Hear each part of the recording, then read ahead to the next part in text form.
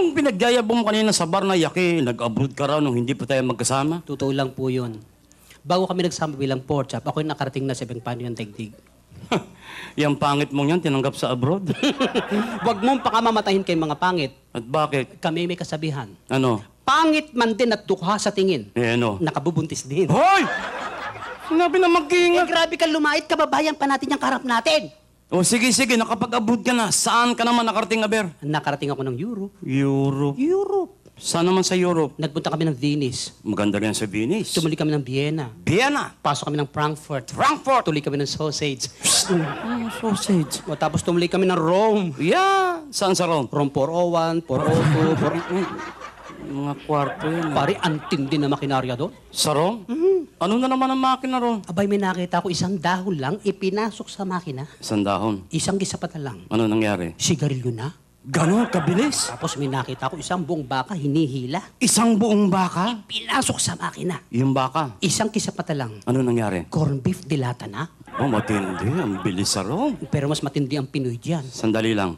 Wala pang ganyang makina sa Pilipinas. Kaka, mas matindi ang Pinoy. Mapapahiya ka lang dito. Matindi ang Pinoy. Dito sa Pilipinas? Oo. Anong makina rito? Dito isang hotdog lang pinasok, paglabas, bata na.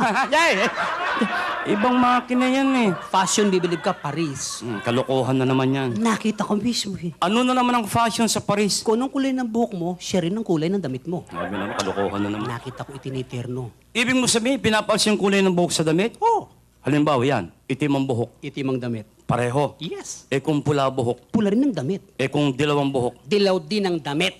paano kung walang buhok? Wala ring damit. Burlesque na yan eh. Itiniterno nga eh. Fashion show eh. O, Chicago, naka-invento ng isang uri ng chemical, ihalo mo sa metal. Makakain mo na yung metal. Sandali. Ibig mo sabihin yung metal, nilalagyan ng chemical. Tapos, kinakain nila. Mismo. Saan yan? Chicago. Chicago. Pwes, magpunta ka ng Pangasinan.